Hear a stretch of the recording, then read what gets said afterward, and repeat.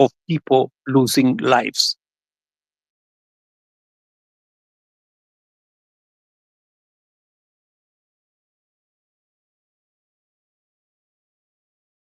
Wrong numbers. I'm sorry to tell you that. It is Mr. not President, possible.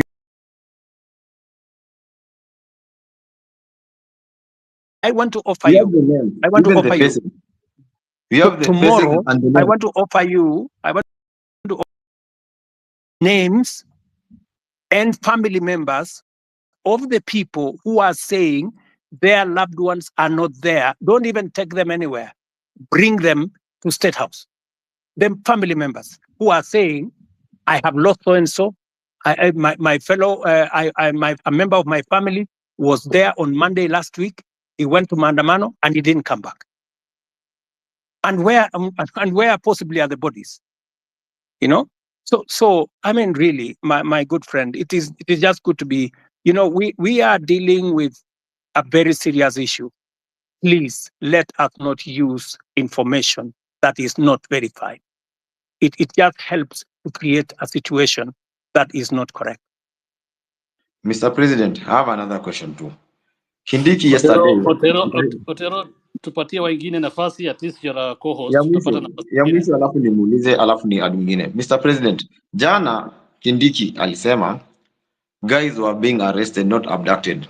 When a guy is arrested, it means the area police station or the area OCS or CPD is aware.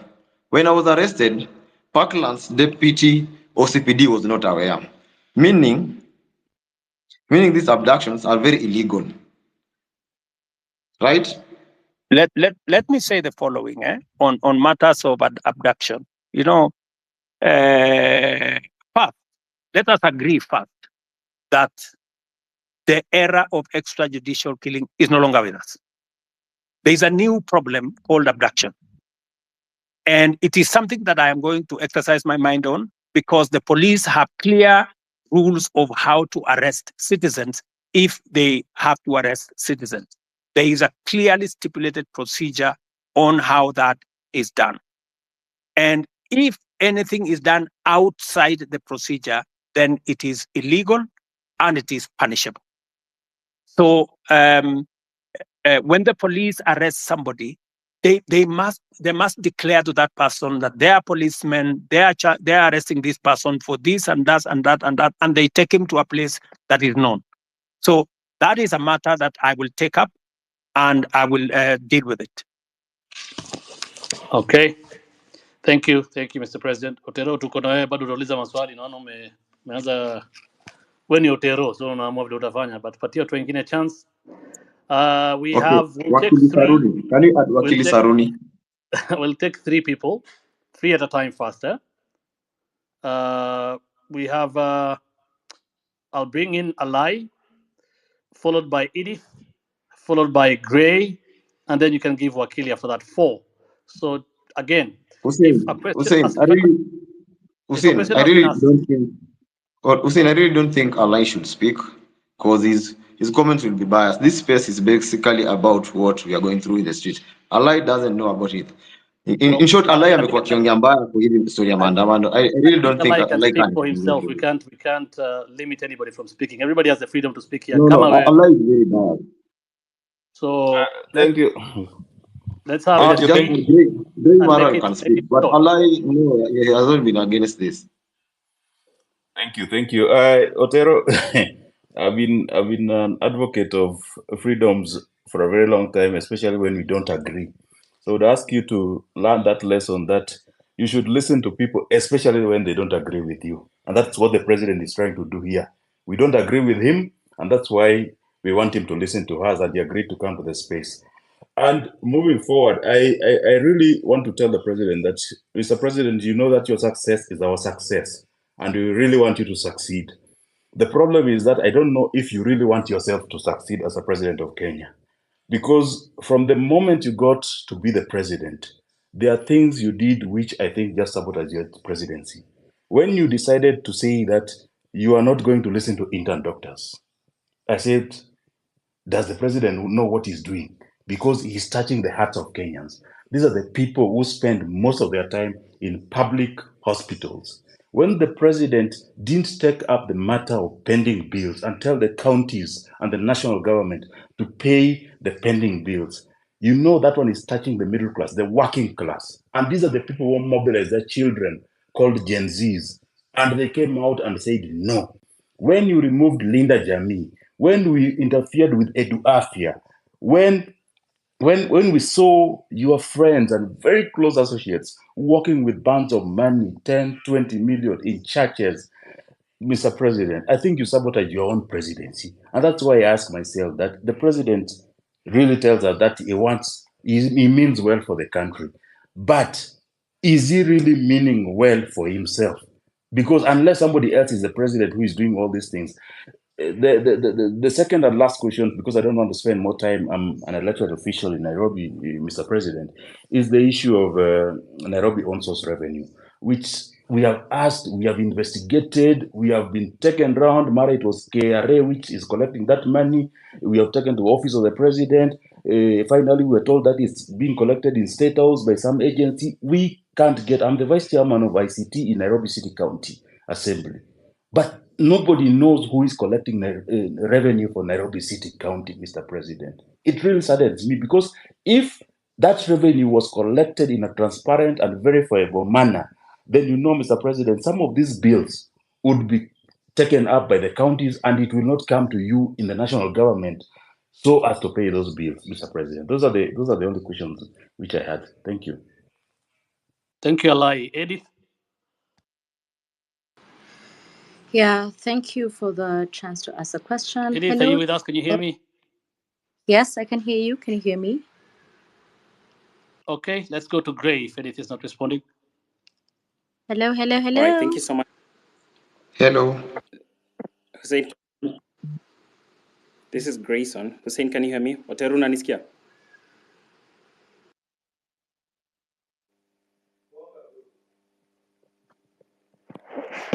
I can hear Eddie and I can hear the other gentleman.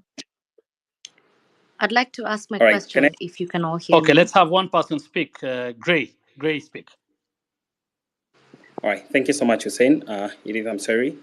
So, Your Excellency, my name is Grayson Marwa. My question to you is one, and my question is on this very, very emotive and very, topic that we love talking about as a country, which is corruption. I know you stand on corruption. You have spoken about it many times. You don't condone corruption. You don't want corruption to happen in your government. But then I want to point out something. Recently, there was a scandal, with the fertilizer, and the CS was, impeached, or a motion was tabled in the National Assembly by a member of parliament for him to be impeached. But what happened later is that, the same members of parliament from your political party, the UDO party, went ahead and saved this particular cabinet secretary.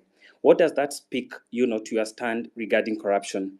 Do you support corruption on one hand, but on the other hand, because he is your CS, these are your members of parliament, they go ahead and flop that motion that was supposed to impeach this particular cabinet secretary? My last question, as a young person, there is a challenge of jobs in this country. But a month ago or so, in the dailies, there was a freeze that the public service is not hiring anymore. What are you trying to tell young people? Yet you say each and every day you want to ensure that we give jobs to these young people who go to school but don't have jobs out here. People are, forced to do things that they shouldn't be doing and they went through the education system. If I can get a response to those two issues, I'd really appreciate it. Thank you.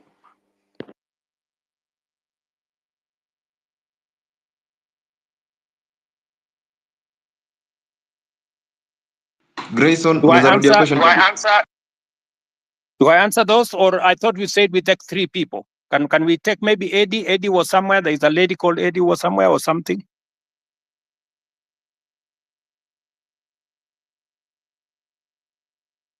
Edith Kimani.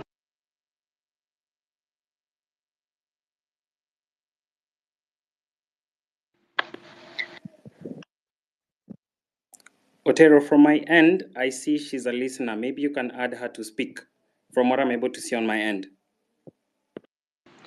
Okay.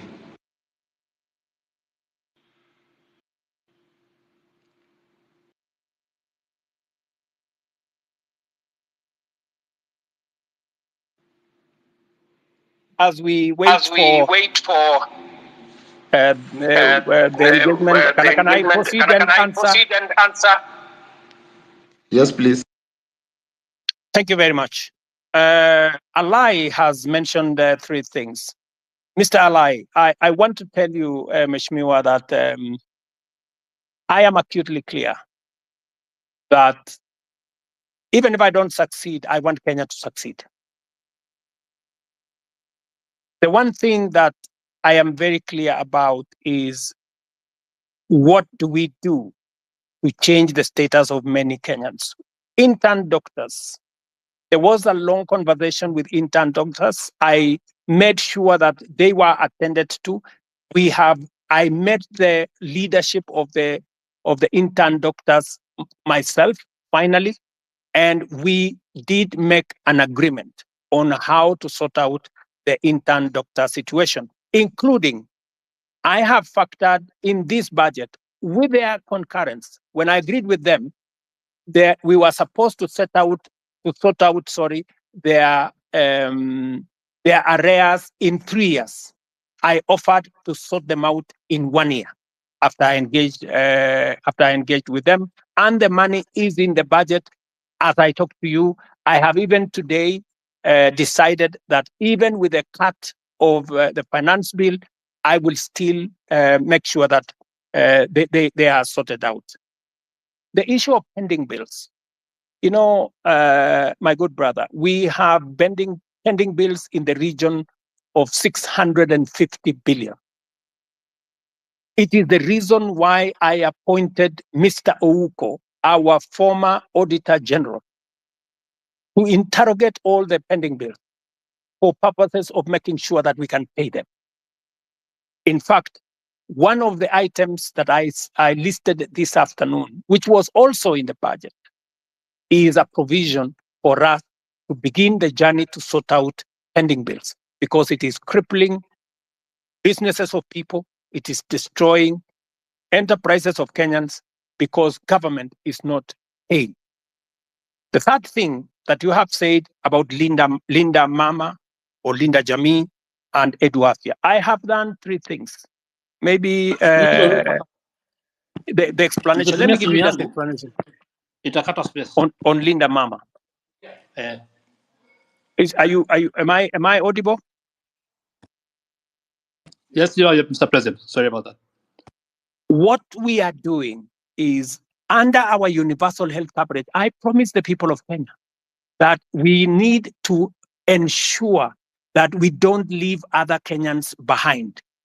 Under our universal health coverage, in which this year we now have a budget for it, we are going to scale up the benefits of Linda Mama. That is why we have scaled it up into universal health coverage. We want it to reach more Kenyans. That's number one. Number two, we want to enhance the benefits. The benefits were 2,500 for women giving birth in hospital, in smaller hospitals, 5,000, and maximum of 17,000. We have now changed that. From 2,500, we have moved the benefit to 11,000. And we have moved the upper benefit to 32,000. That is not a derogation. That is an upgrading of Linda Mama. Number two, Edu Afya. What we are doing with Edu Afya is that we are universalizing the universal health is universalizing insurance, so that every Kenyan, and you know, I made this absolutely clear, and that is why we have changed the law, so that not just the students who are in school, but every Kenyan, even those who are not in school, will now be beneficiaries of our chief social health. We, instead of having NHIF, we are now going to have social health insurance fund, which is going to cater for everybody, to universalize access. So on both cases, Mr. Alai, we are not derogating, we are upgrading and making sure that universal health is available to many Kenyans. Finally, on Nairobi own source of revenue. I thought I heard the governor say the other day that he had increased it, he had raised more revenue than was ever raised. I'm not sure about that. But I want to tell you that that is a Nairobi County affair. You, Mr. Alai, should not be asking me. The public should be asking you, because you are the person. You are the person responsible. You are the representative of the people. You should answer that question. You should be the one to interrogate the county government. It is your responsibility of oversight. It is your responsibility of representation. It is your responsibility of legislation. You should legislate how the county resources are raised. You should oversight the county government to collect it. I just want you to take up your job and do it. Let me, Gray Marwa has asked me two very important questions. Marwa, these are very important questions about corruption. Let me say the following, just three things first. Number one, I said before that corruption must be dealt with firmly and decisively.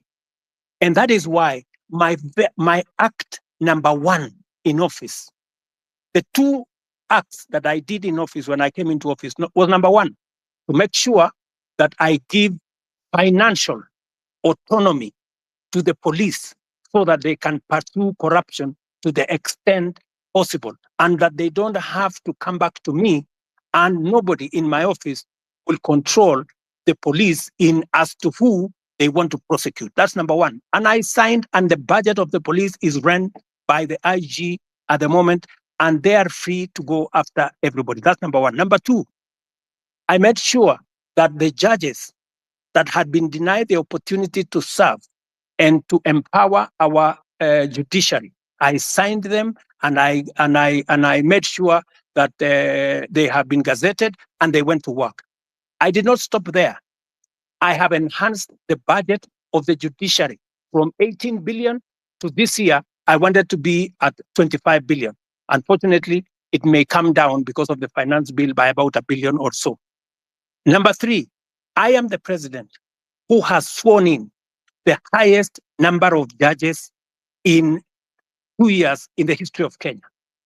I have sworn in maybe 46, almost 50 judges, because I have agreed with the judiciary that justice delayed is justice denied. And therefore, I want to make sure that becomes the case. Number four, on the specific incident of what happened with fertilizer, I want to tell you, as I tell the people of Kenya, those where evidence has been gathered, sufficient evidence has been gathered, they are in court. The CEO, the general manager, and 7 other staff of the National Cereals and Produce Board are already in court. The minister was taken to parliament to answer for political responsibility, that to make sure that his oversight role was in question. I want to tell you this, Gray, that we are a country of the rule of law. When a person has been, when allegations are made against a person and they are not verified, there is no way that such person can be held to account. But when they are verified, like the case of the officers who worked under the minister that were verified, they are in court.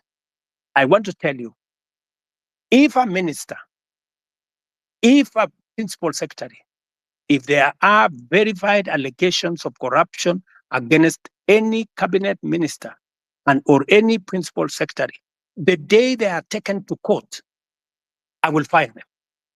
I will not wait for the court process, because there will be an element of confirmation that these are people who are corrupt. Let me talk about jobs. And you have said correctly that the public service has issued a circular that there will be, there is a freeze on jobs. The public service has a freeze on jobs at different levels. People who are employed at entry level, and the space around jobs is huge. government can only hire a very small fraction. My intention, my plan is to make sure that government facilitates the economy, facilitates the private sector, facilitates the entire enterprise space to create more jobs. It is the reason why I made a deliberate commitment to the people of Kenya when I went for the elections, and I said I will focus on creating jobs. And if you want me to explain to you the areas where I am focused on creating jobs, I will. If you want me to tell you how many jobs I have created in the 2 years that I have been in office, I will tell you, from housing, from digital jobs, from going to manufacturing, all the way to export of labor. I will tell you how many jobs I have created, and I have every intention to make sure that as many Kenyans as possible have an opportunity to have an income so that they can contribute meaningfully to the development of our country. Thank you.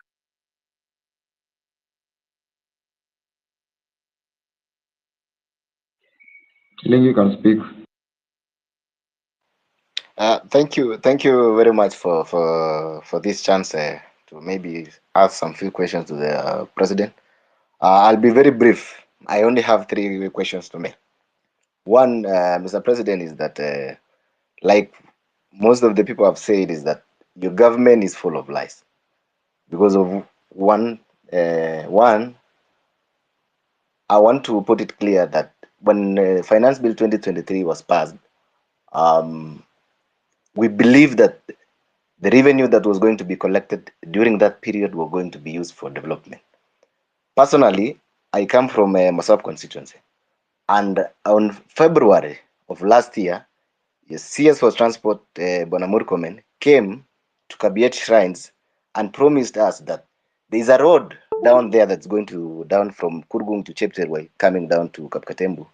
He said personally that since that this is a road that was left midway by the contractor, he was going to send the contractor in a record 3 months to be on site so that the road can continue so the contractor can start the construction. Up to now, we still haven't seen that. So that basically tells you that that is a liar. Number 2, I think the Gray has talked about the issue of fertilizer. You've said, Mr. President, that if you find that there is a case against the said minister, you're going to fire him. There's a case that has been filed by the Law Society of Kenya against the Minister of Agriculture. If kindly, we can tell the minister to step aside so that, trying to investigate someone who is in office becomes very hard. So let the minister step aside so that we can continue with the investigation. Number 3, I would want to talk about the arrogance that is in your government. I have heard Mr. President say that the issue of Finance Bill 2024 was, I think it was packaged in a way that maybe you should have done it better. Yes, you should have done it better.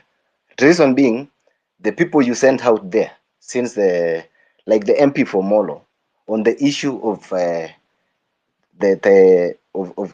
motor vehicle levy, at some point in the TV, he told people that, if you cannot be able to pay that, just leave your vehicle at home. That is the arrogance that was being displayed. The leader of majority in parliament, Kimani Ichung'wah, even went out on a podium, said that, that these are the Gen Zs, they come with the phones, they go to KFC, they go, and then they come with an Uber. That is the arrogance that fueled all this anger that you're seeing in people. And then lastly, on the issue of, I come from, this generally this region of Uasin Gishu and maybe Nandi and Uasin Gishu. There was an issue of the Finland scam that happened. There's a case in court. Parents paid for the money. The case is dragging in court. So actually, what you saw in Elred, I think it's more of, it wasn't even more finance bill. It's the anger that has been building up. It's been building up. So people were really angry because they've paid, people sold their land. The issues are still there. Nobody's talking about. We have a case that is in court. It can drag to 5 years. So what happens to the money that is been lost, that someone was going to go to school tomorrow or by next year, maybe they would have graduated. So I think those are the issues that I have. I want you to address in regards to the areas that I have mentioned. Thank you. Wakili Saruni can speak.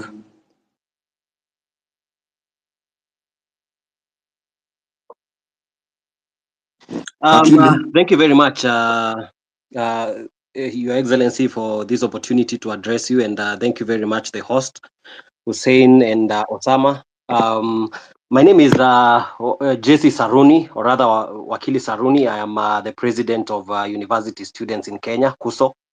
And Your Excellency, I have a few concerns. But first, allow me to give you a background of why, in my opinion, I feel comrades were very disturbed about the finance bill. Your Excellency, if you look at the finance bill 2023-2024, it introduced housing levy at around 3%, which was to be redeemable.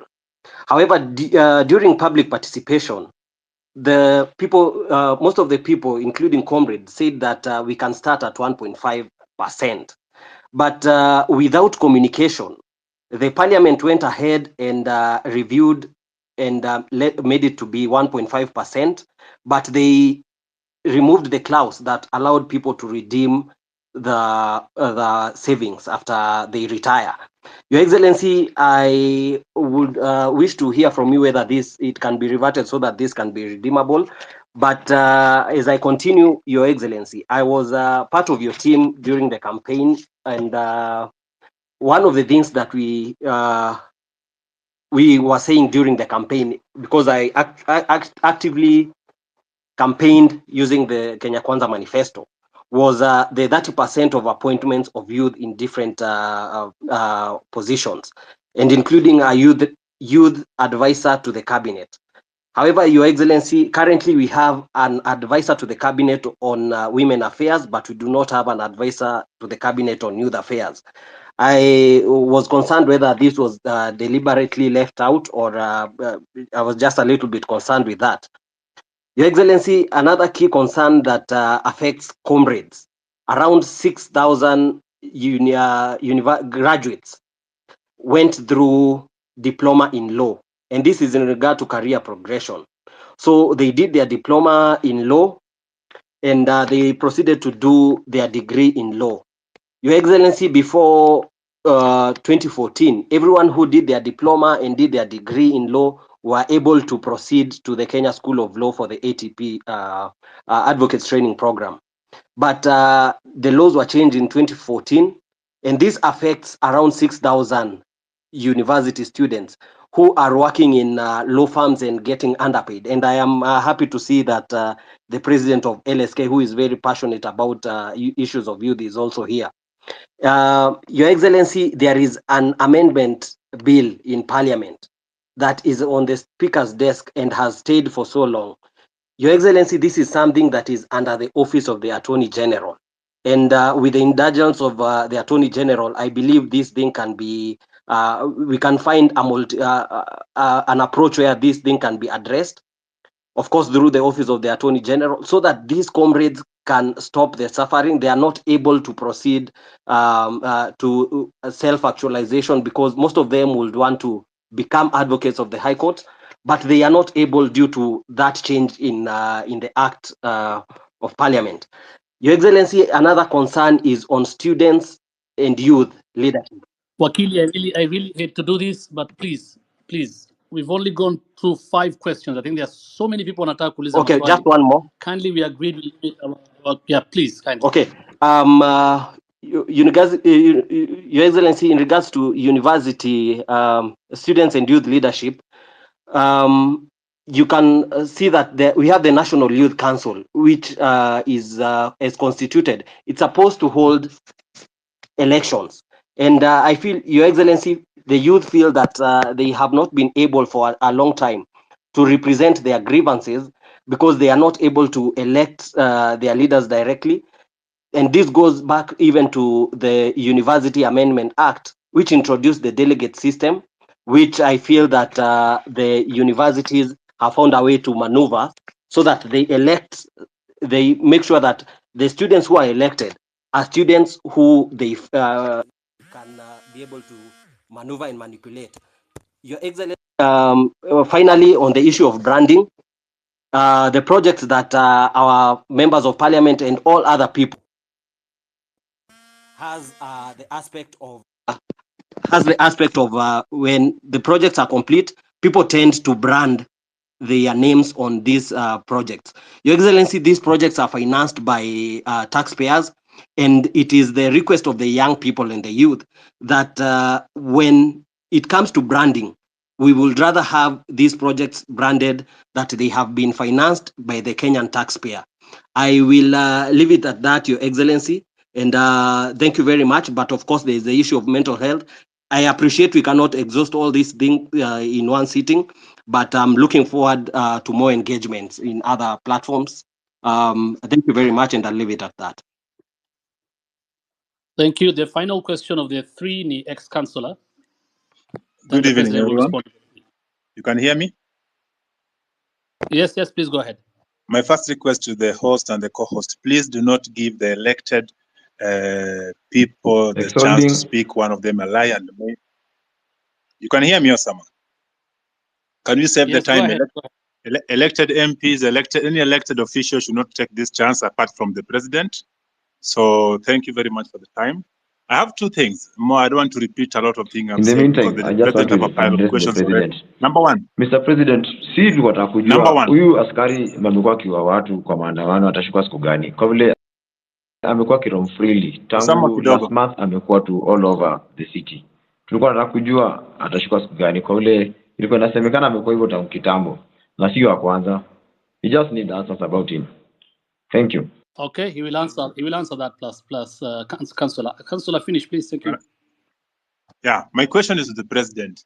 Why is it that the things you're asking about today are not new things? They are things you did promise in your campaign, and the other time you are being played with videos of you saying the same thing. You had to find a way of not listening to those videos. The one thing that you promised us, one of them is corruption. Your people around you, you've addressed this one. You can't tell me out of the 100 people you have around you, 90% are corrupt or have story of corruption, and you are doing nothing about them. I'm a medic by profession, and the issue of NHIF, which is moving now to SHIF. I read the last 2 days of millions, 300 millions, another 900 million today, disappearing to wrong or fake claims.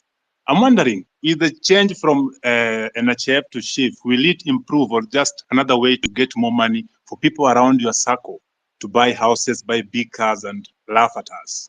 Now, Mr. President, Councillor, please. Those are about two questions. Now let's have the president answer. We don't have a lot of time. We have tunawatu wengi. They need to ask questions to the president. Please let the president respond to that. If we get another chance, utauliza swali ya tatu tafadhali. Very much. Thank you very much, good people. Let me start with the gentleman. I didn't get his name from Mosop. And that gentleman says we have too many lies flying all over the place. Let me just state. Let me just put it clearly. So many people have spread this story about William Ruto not telling the truth or making fake promises. I made a commitment to the people of Kenya that there will be a hustler fund. Today, there is a hustler fund that takes care of 2 million Kenyans. I made a commitment to the people of Kenya that fertilizer is going to come down. It has come down from 7,000 to 2,500. I made a commitment to the people of Kenya that we will have a housing program. Today, 103,000 houses are being built with 160,000 young people, real people, engineers, architects, quantity surveyors, plumbers, technicians working. I made a commitment to the people of Kenya that we are going to sort out matters in the education sector. Today, we have hired the highest number of teachers in Kenyan history in one time, 56,000 teachers. I made a commitment that I am going to sort out the mess that was in our universities. Today, ask any vice chancellor. With our new funding model, we have sorted out the challenge that was there in our universities. Today, lecturers are being paid. No university today is about to close down. When I came into office, most universities were teetering on being closed because of debts. I made a commitment to the people of Kenya that I am going to implement universal health coverage. Today, as I talk to you, we have 100,000 community health promoters in every village in Kenya that I pay, that I have equipped to begin the journey towards universal health coverage. As I talk to you today, there are 4 pieces of legislation that we have implemented, that we have enacted to actualize universal health coverage. I can go on, and I can tell you, every commitment that I made, I said I am going to appoint the judges that were not there. I did. I said I'm going to operationalize the fund for the police, independent police. I did. I said I am going to enhance the budget of the judiciary. I did. You know, when people want to conveniently say a few things that propagate a certain narrative, it is easy. But let me leave that there. Let me go back to the Mosop Kurgung story. I want to tell you, my good brother, we have stalled roads in Kenya. In fact, the debt we have on roads is 910 billion. Because we rolled out a program that we didn't have money to do. It is what is troubling me now. It is why many people are asking me, why are you outside the country? I went to China, for example, and I got 40 billion shillings to do at least 8 roads that were stalled. I have come back from the US, and we have had a consultation, and we are getting money to be able to roll out some of our roads, courtesy of concessional funding from the World Bank. I have had conversations with the president of Germany, and they are giving us money under the same program for us to be able to meet some of our programs. I want to tell my good friend from Osop that we are focused on these areas. These roads did not stall yesterday. These roads have stalled for a while. We are figuring out how to make sure that we deal with that situation. And my apologies that maybe the minister did not keep his word, and I'm going to remind him. Let me do the following. On fertilizer, I want to agree with you on this subject of fertilizer first. Let me say this. Fertilizer has made a very big difference in Kenya. Because of our program on fertilizer, we have managed to increase our food productivity. For example, on maize alone, from 44 million bags to 67 million bags last year. This year, we are going to pay the highest bonus ever in Kenyan history for our tea. In fact, our tea production, because of the support we gave KTDA, has increased from last year. It was 180 billion shillings that we collected from our tea. This year, it's going up to 210 billion. On coffee, the average payment of coffee last year was in the region of 70-80. As I talk to you now, because we supported our tea farmers, the average payment for our coffee is in the region of between 100, 120, in some very good cases, 129 shillings per kilo. The whole array of what we have done with fertilizer is phenomenal. And therefore, I understand when somebody like my friend from Morsop gets annoyed when there are people who want to sabotage a program that is making a very big difference in Kenya. And that is the reason why I didn't delay 1 minute. When this issue of fake fertilizer came into the public, all the officials that were involved in it at the National Cereals and Produce Board were charged. When the minister is finally, when there is evidence gathered enough for the minister to be held to account, I want to promise you that I will fire him and any other minister for that matter, if there is sufficient evidence to hold anybody accountable. Arrogance. I agree with you that not everybody understands communication. Let me tell you, my good friend from Mosop, the day you become a public speaker, you will know how easy it is to make a mistake in the public. Sometimes you say things that you did not mean, but it comes out very badly. So whether it is the member of parliament for Molo, the member for parliament for Molo is a young man. I can tell you that young man is doing his very best. In fact, when I made him the chair of finance committee, many people told me he was too young. I shouldn't have made him. But I wanted to test also young people. And I wanted to mentor young people. And I want to say, he has made mistakes. But I want to tell you that young man is bright. He has a bright future. He made mistakes. I will apologize for him.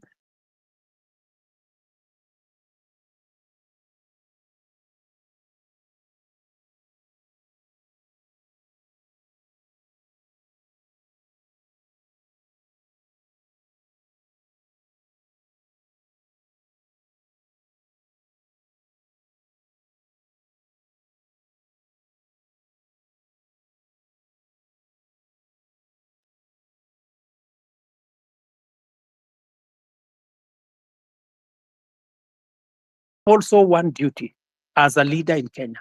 I have a duty to mentor other leaders. They will make mistakes.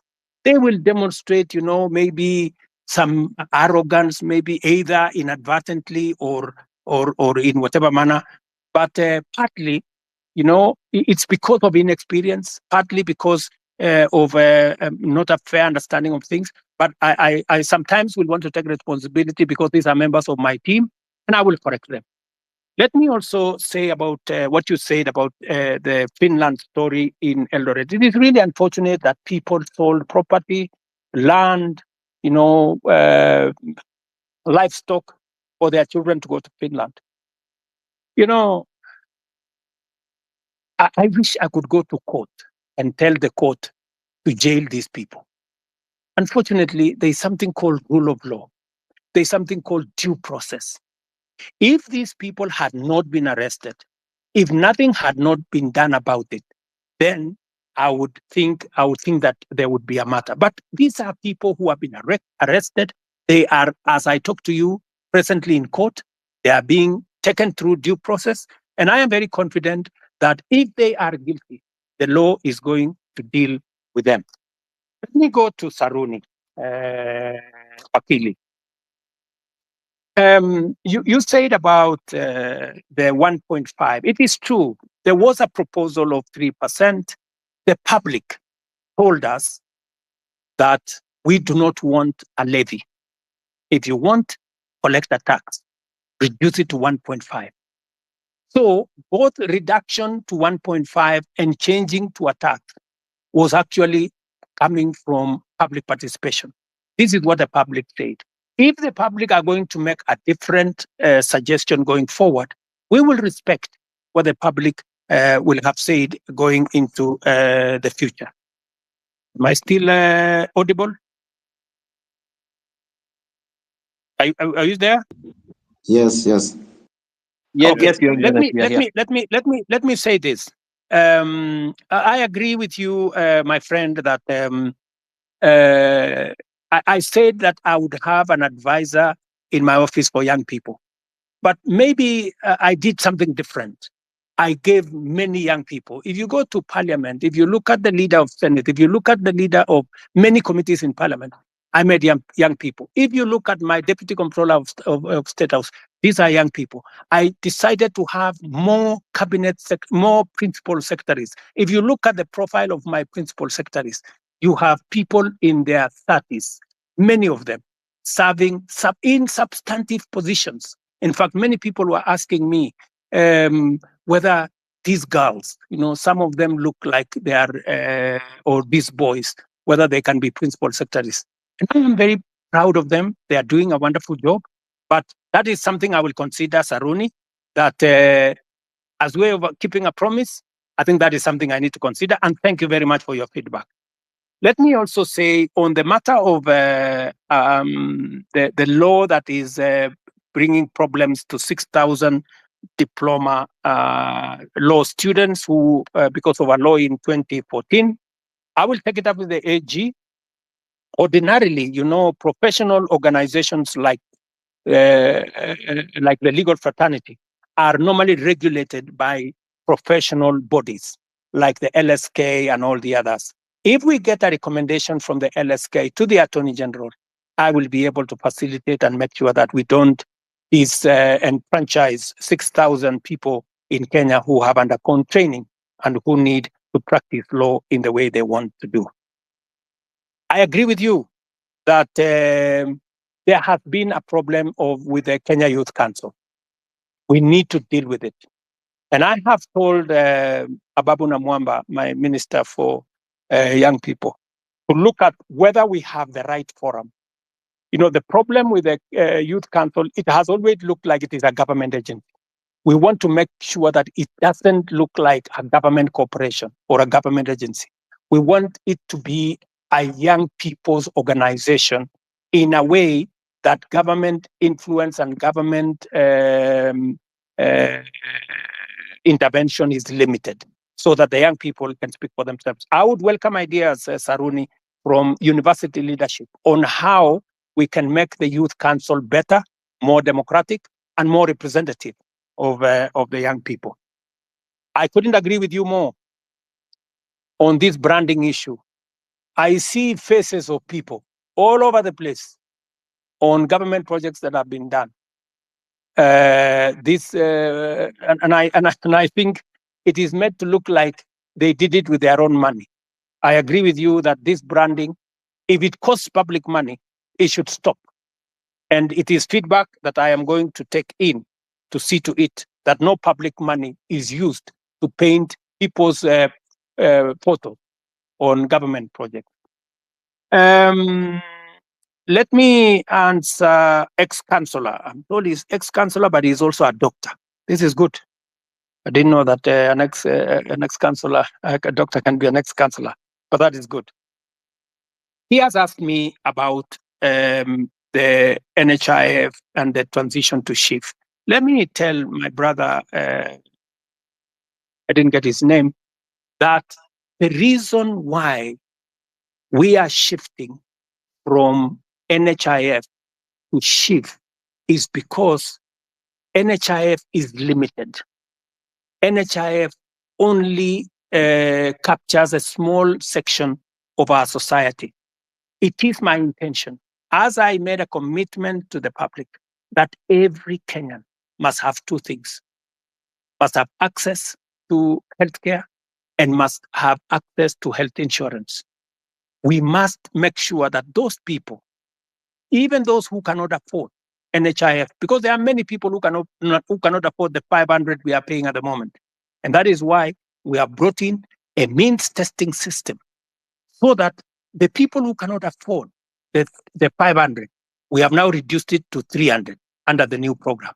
And even those who cannot afford 300, the government of Kenya is going to pay for them, so that no Kenyan will go to hospital, whether they are suffering from hypertension or cancer or diabetes or whatever.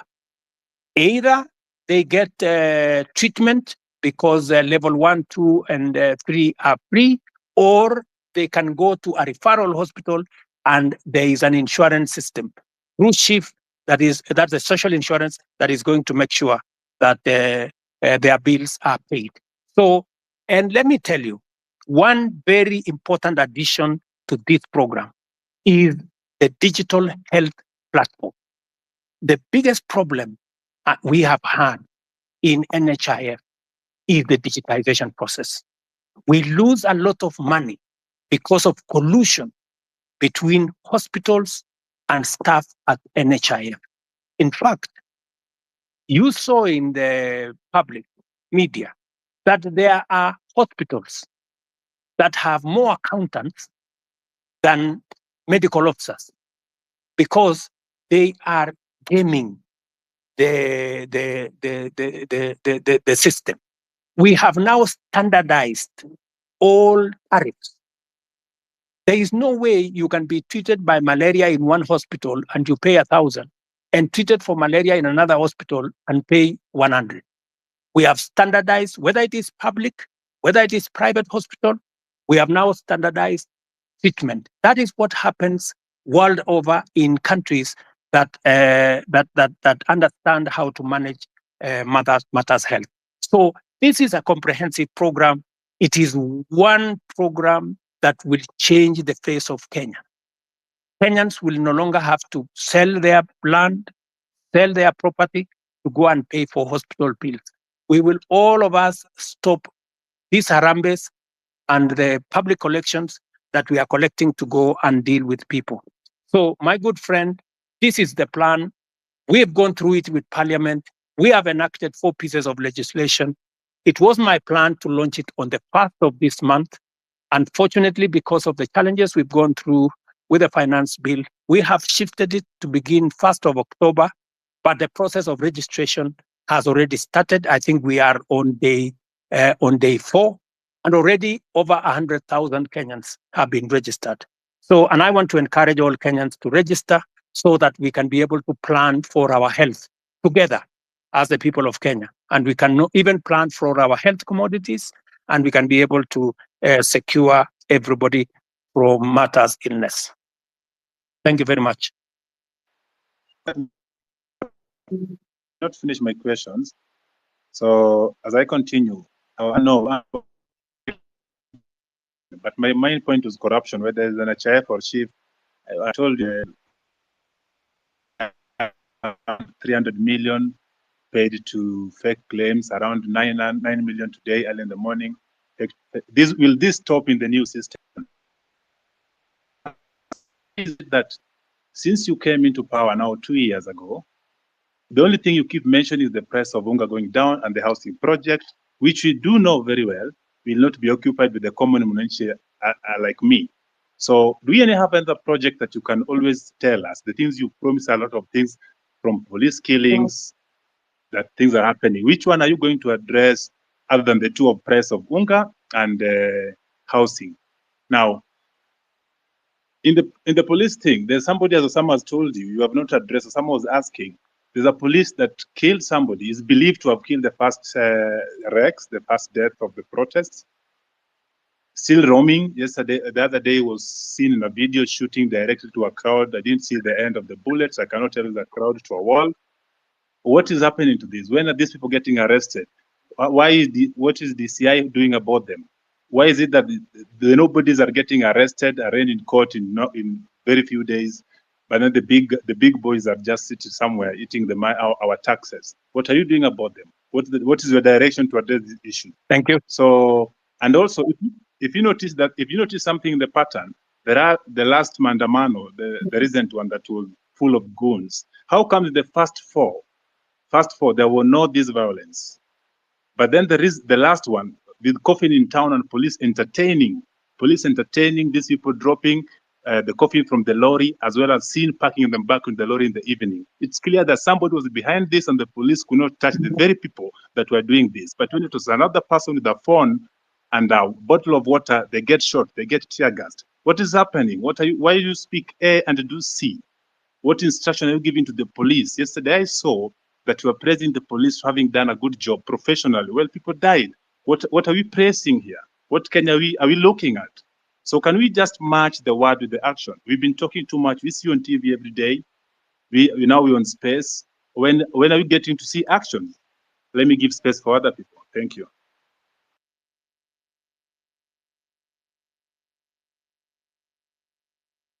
Also, Mr. President, have you tried to reach the families of those who were shot dead by the police or injured by the police? Even a single one? Have you tried to reach even their mothers?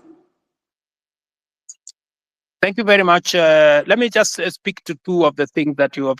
Yes, I have tried to reach out to Kennedy Onyango's mother, Jessica Onyango. And in fact, I am scheduled to engage with them. I have already sent a message, and They were not available, but they know that I have been looking for them, and I will be speaking to them shortly.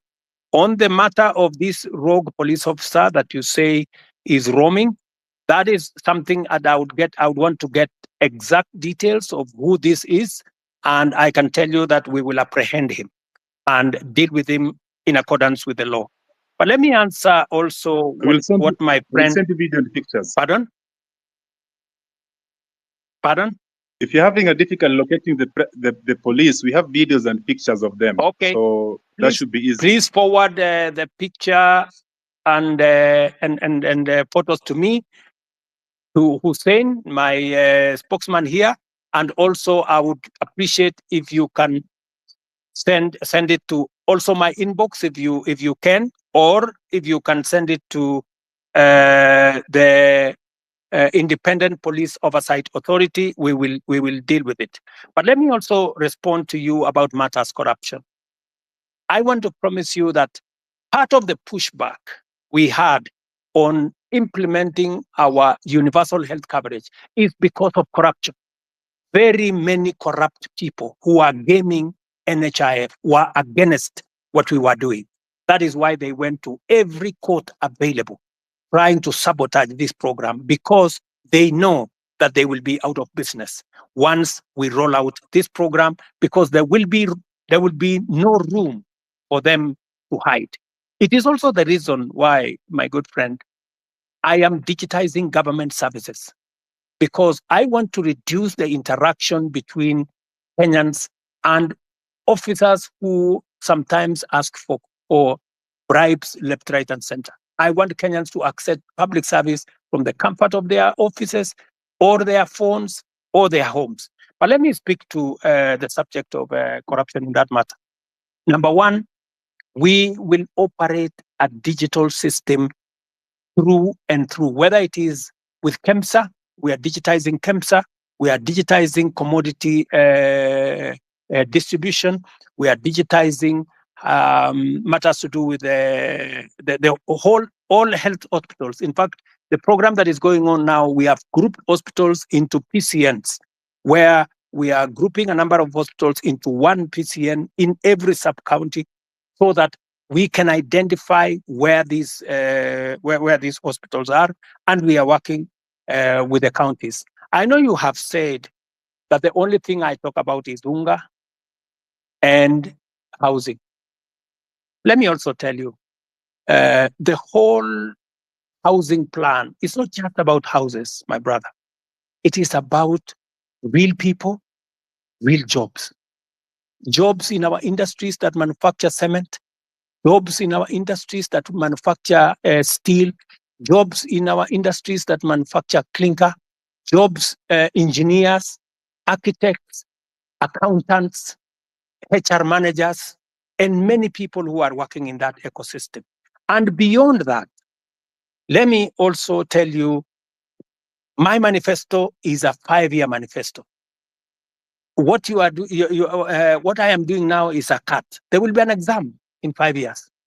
And I will tell you, when I do the exam in 5 years, you will see the results. Number two, beyond what I am doing on the space of jobs around housing, I am actively doing a big program on digital jobs. I was in Ruto the other day, launching with CCI a digital hub that is hiring, as I talk to you today, 5,000 Kenyans in Ruiru.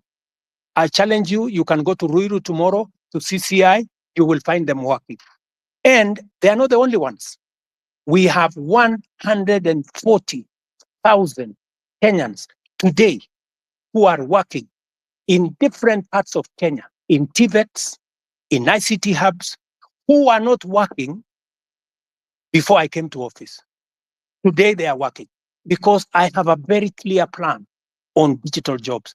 When I talked in my manifesto about digital superhighway, it was not a write-up. It was not an essay. It was something that I intended to implement. As I talk to you, we are rolling out fiber optic using our power lines across Kenya. And in this year's budget, I had set money to work with the constituencies, with members of parliament, to make sure that there is an ICT hub in every ward in Kenya, where young people in ordinary places in every ward can have access to the internet, to computers, and to make sure that these young people are trained and they can have access to a digital platform where they can work. As I talk to you, listen to me carefully, 149 to be exact, 1,000 young people who you can contact today are monetizing their talent on the digital platform, working under the program that I have set up. So it is not just housing. It is not digital jobs only. Let me also tell you, today, because of the program that I have rolled out on matters to do with export of our labor, as I talk to you, last year, 120,000 Kenyans went to work abroad in different countries. I've had a good sister there say, what is the president doing in Germany? What was the president doing in America? I want to explain to her simply, what was the president doing in France? We are signing 19 new bilateral labor agreements that will give an opportunity for Kenyans who want to work abroad, an opportunity to export their talent. I'm talking about engineers. I'm talking about accountants. I'm talking about HR managers. I'm talking about workers in different fields who want to go abroad. And I have now begun the process of professionalizing over the last 2 years that whole ecosystem of labor and the export of labor out of Kenya. That is why we are seeing an increment, not just in jobs, domestic workers, I don't know, drivers, I don't know what. The reason why we are negotiating new bilateral agreements is that we want to go beyond those workers at that level. We want to export skilled labor, we want to export professionals, and we are creating the ecosystem for that to happen.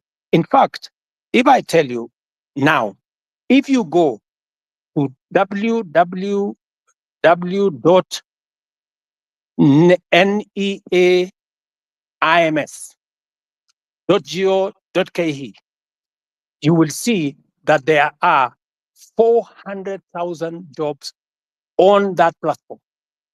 Different kind of jobs from different countries. We are now trying to make sure that those jobs will not be 400,000, they will be 1 million, and they will be largely, as we conclude these bilateral labor agreements, they will include many professional jobs, many skilled jobs. And I want to challenge the young people listening to me on this X forum, that is an opportunity. You can go to eCitizens today and check whether what I am telling you is true or not, whether those jobs exist or they don't.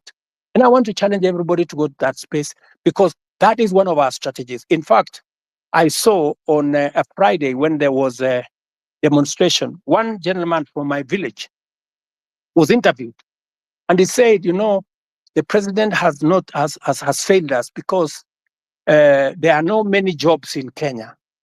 The problem is that so many people are still going abroad to look for jobs. Little did that guy know from my village that I am the one who facilitated those who have gone abroad. It is part of my strategy to create opportunities. Let me finish by saying, in this year's budget, the whole trajectory was about manufacturing. How do you create local jobs, my friend? The days when we just used to say, oh, we are going to grow the economy and the economy is going to create jobs, that is gone. We have to be deliberate. Housing, I know how many jobs I'm going to create in housing. Digital jobs, I know how many jobs I'm going to create. Export of labor, I know how many jobs I'm going to create. Now, what I had done in this year's budget is to put a mechanism where we promote our own manufacturing, local manufacturing, using local materials, hiring local labor and local professionals, and creating local wealth. There is absolutely absolutely no way we are going to grow jobs in Kenya by making Kenya a supermarket for other countries, by making Kenya an importer of everything.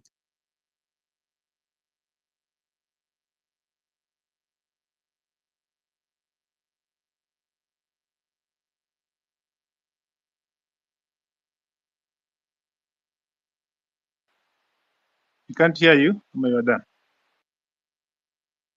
He's done. Omondi. Okay, one last question. One last question before I give somebody the mic. I'm seeing several questions flowing to me. It's also mine. I'm made to understand there's a bill on your table about the IBC reconstitution. I'm wondering how long should this be, or rather, question would be, was it a deliberate not to assign the bill so that when your people, the people that are guiding you, people that cannot listen to us, when you want to try to send them home, we cannot because there's no IBC commission that's in place. So what is about IBC? Because personally, I come from Nyanza, and my home MP is at Tandi. But if I was coming from Nairobi or somewhere and surrounding, the MPs that really need to go home, and the law that there's no IBC to be able to do this. Because they have been arrogant, displaying Parliament just passed the bill. It has found its way to my office. And I want to tell you, I will be expeditious. It will not go beyond Tuesday, and the bill will be signed and gazetted so that we can proceed with the process. I am just keeping it within the law. Thank you. Thank you.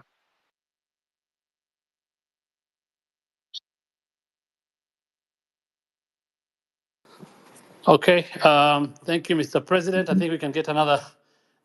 I'm having issues with my phone. I don't know why. So let's get. Hi guys, can you hear me? Osama, can you hear me?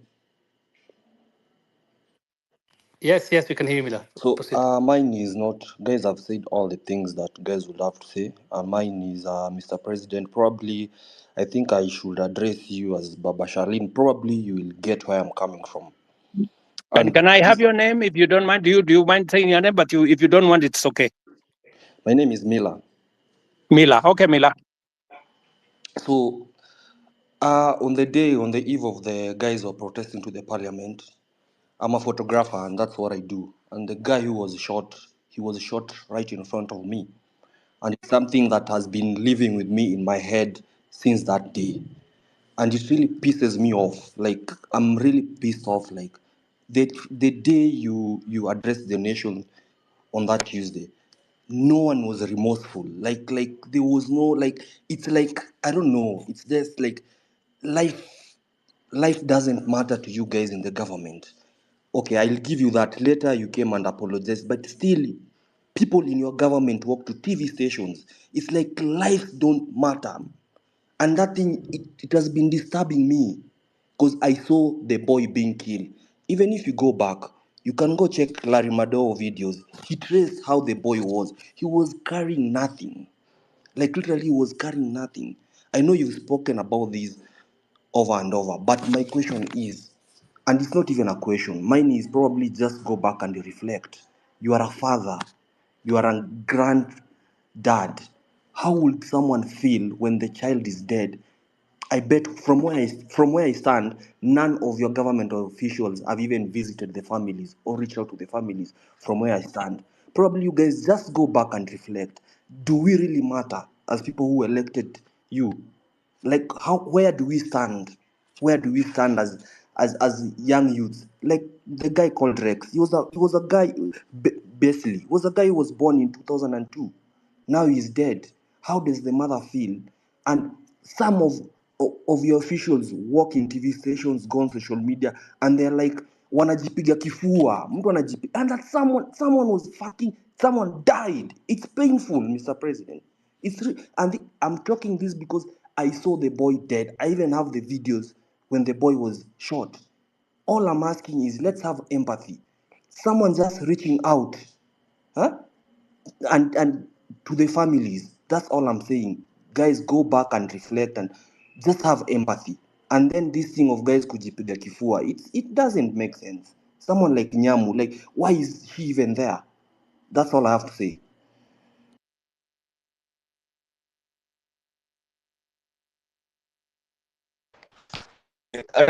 Kuongea manze. Sijui kama mtanipenda. Ndio ni mtu vibaya sana. Yeah, speak. So kitu ya kwanza mi sijui kizungu stop.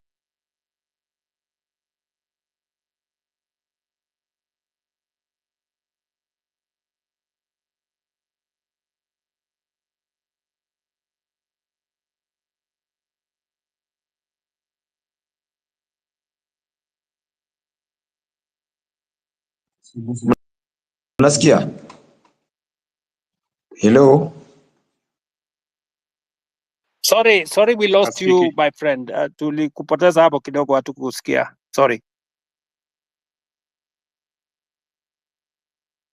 You can I speak?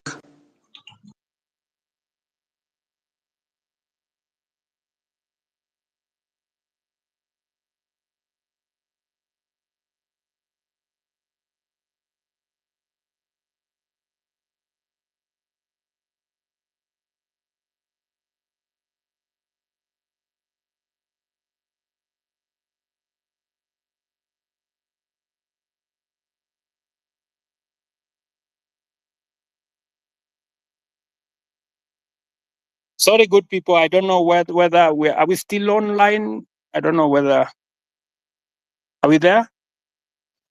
Yes, we are online. Yes, I can hear you.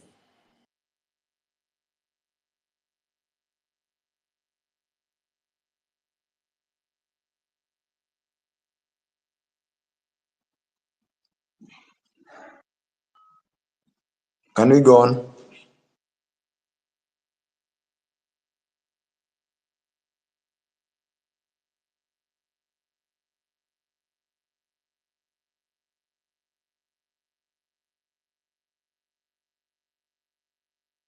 I'm sorry, I can't hear. I can't Yes. hear anything. I don't know whether are we on? Yes. Yes, we are on your I end. think there's nobody asking question. Perhaps I ask as we get out on the board. Maybe I'm talking too much or asking too much. Forgive me for that, but nobody's speaking. Another question is not another question that I've seen people saying or asking you rather to don't reshuffle the cabinets or the CS, moving from the one ministry to the other. You've seen that one before. What you are seeing is just transferring competence in one field to another department or another ministry. Please get new faces. You have a lot of people around you. You have a brains behind you. When I was growing up, when I was young, in the time of Kibaki, I used to associate being a minister with some smart people, and you are one of those people in your sport back then. Suddenly, this day you have people. The best they can deliver is just abuses and too much, too mouthy. Can you just bring us new people that are going to work? As recent as yesterday or 2 days ago, one of your peers came out to tell us that the money we've been contributing for the injured and those we lost in this struggle was waived by Kenyatta National Hospital and other public hospitals. She came late. The person that was in charge has been doing an excellent job. Hanifa keeps everything better than the government. Every retail can spend. Telling us ABC has done by her. That give us transparency, not these are the people that just keep saying it. Okay, let me. Mila made a very passionate and I think correct analysis of what happened, especially of Kennedy, who died in Rongai, and I believe that he is right. You know that's really a very regrettable situation, and I apologize on behalf of every official who should have done something about that situation. I have explained that the boy who died in Rongai was actually shot by one of the criminals who actually snatched the gun from the police. That criminal was, however, shot by the police because if the police did not shoot him, then he would have caused more deaths of more Kenyans, because these are reckless people. Sometimes some of those people are not even in their correct level of senses, and therefore it is regrettable. And I agree with you. It is really unfortunate that you watched an incident that's going possibly to affect your life for a long time. Sorry about that. And I know you have made reference to me as a father, which is true. I have 4 Gen Zs in my home, and I promise you, they take me to task, on some of these things, and I have to do a lot of explaining some of the time. And that's just the same way I'm explaining to you guys here. I agree that some of our officials are arrogant. Some of them, speak out of turn, and then some of them display, obnoxious opulence, if I may say that, which does not just anger the public. Sometimes I call in some of those people, and I give them a piece of my mind, because even Nyamu, I have had occasion to sit her down, and tell her, I mean, she needs to change what she's doing. And when you are in my position, you are also a father figure. Some of these young people, they get excited about many things, and sometimes they do the wrong things. And I want to tell you that I know somebody here mentioned Karen Nyamu. Karen Nyamu is a girl I've had to sit her down sometimes and tell her, look, she needs to do things differently.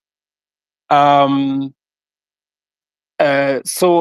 I agree with you that, but I have also undertaken, I have said, I know what is cutting, I know what's going on, and I have promised that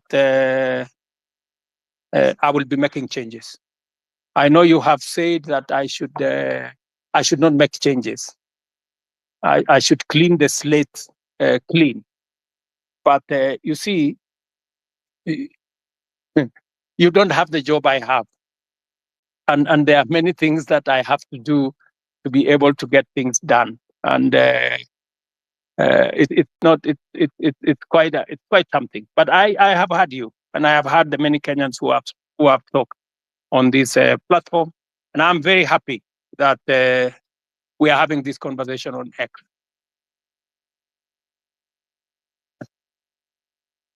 So let me, I don't know, because I had promised that I'll be here up to 5.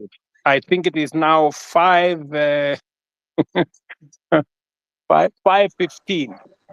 And I have another assignment with our Olympics team that are coming to you. I have a bunch of wonderful Kenyans who are going to represent us in Paris. They are sitting somewhere outside my office. And with a lot of respect, I want to say to all the people who have asked me the very important questions, very Mr. difficult President, questions. I have a final remark before you go. It's Kioti speaking here. Okay. Okay, Mr. President, before you continue, I'm Marvin Mabonga. I come from Kimilili constituency in Bungoma County.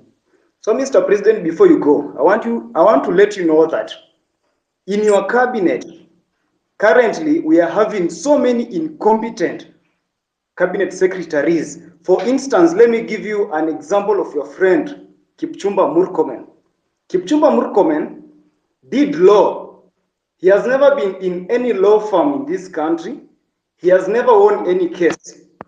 But currently, he's heading the Ministry for Road and Transport. My question is, where is the conjunction between the Ministry of Transport and a lawyer? In that department, you should be putting there a person who has done even civil engineering, who knows so much about construction. Lastly, the Minister for Agriculture, that person, he even doesn't have a bachelor's. We all know this information. We have the government's website and we Google, we see this information. So, Mr. President, if you are going to give us those people who are incompetent, then we are totally doomed. You know, when we elected you as the president, normally they say you set a thief to catch a thief.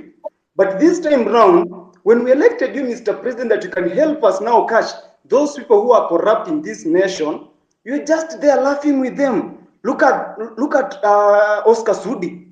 He's flaunting with 20 million in a bag in a public forum. I'm even told that there is one of the cabinet minister who was caught in Dubai with 20 million cash, and you actually came through him, so he wasn't taken to a court somewhere or arrested. You know that, Mr. President. Personally, where I sit, I want to pay my rent by 10th. But because I finished campus, I don't have any job anywhere. I'm just here in the city seated. I will not be able to pay that rent because you promised to give us the jobs. But when we elected you, you are now telling us that in the next 1 year, we are not going to employ the youth. Mr. President, do you think that one is not a lie?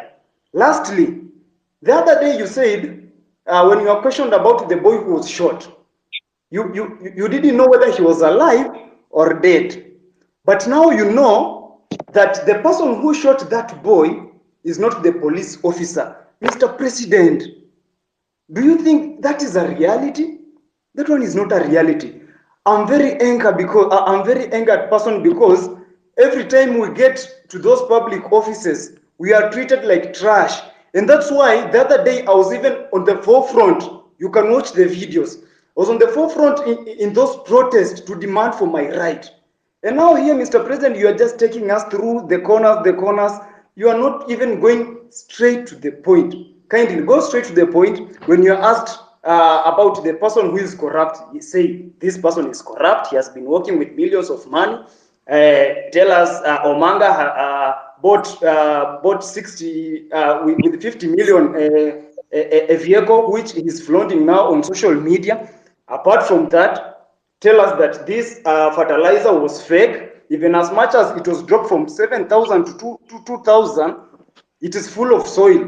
So why are we playing games with the public money, with the money that our mothers and fathers are going through sweat to get it, Mr. President? Wherever we are not happy. And of course, if these things are going to happen this way, then come 2027, we are going to come out in large numbers, Mr. President. We'll take votes and we'll take those people home, including you. If at all you're not going to fight for our own rights as your people in this nation. Thank you so much. I'm very angered, Mr. President. Thank you. Thank you. Sir, Thank you, my friend Martin. I understand your anger, and you are perfectly in order to be angry because the situation where you're in out of university without a job is something that I have lived through myself. In fact, when I finished university, time. I did not get a job until I was elected as a member of parliament. But that's not for another day. But let me tell Martin that next week, for example, as part of our housing program, just hold on. As part of our housing program, we will be hiring 3,600 professionals like yourself. I want to challenge you, Martin. There will be an advertisement next week for engineers, architects, quantity surveyors, and many in the construction field, because we are looking for people who are going to work with our professional firms in our housing program. Let me also tell you, Martin, that We need to separate the issues that are correct and the issues that are fake news. The issue of some minister being found in Dubai, I don't know, last week with $200 million or something is fake news. That is not true. On matters to do with people you have mentioned were in different areas. Today, I am here as a scientist, right? And many other people are doing many things from fields they did not necessarily training, because at a certain level, it is a management issue. It is a leadership issue. It is an issue about leading an organization. So I have heard you on some of the incompetent people you have said, some of the corrupt people you have said. I have listened to you. But let me say this to the public. Of the fertilizer that we supply to the Kenyan public, almost 6 million bags, 20,000 bags were the ones with a challenge. We isolated the 20,000 bags. It is not even 1% of the fertilizer that we supplied to the Kenyan public. I do not want an impression to be created as though the fertilizer we supply to the people of Kenya in millions had any challenge. And when we detected a problem with the 20,000, we not only recalled the ones that had not been sold, but we made sure that our name is on Google Map. I made sure that any farmer who had used fertilizer that was not correct was compensated. They were given an extra bag of fertilizer for them so that they don't end up in losses. I have heard you, Martin, as I have heard all the good people here. But let me say this in closing.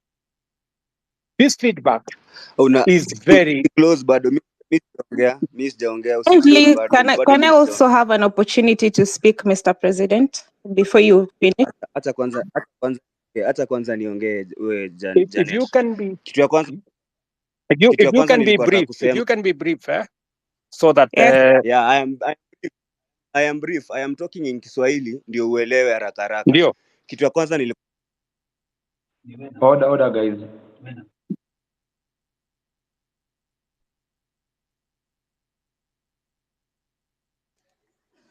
Is anyone speaking, or can I speak? Osama? You can speak. You can speak. Okay. First of all, good evening, Mr. President and everyone here. Good evening, my dear. Okay. So my name is Jeanette Brenda, and I don't have any questions because I feel like the people who have asked questions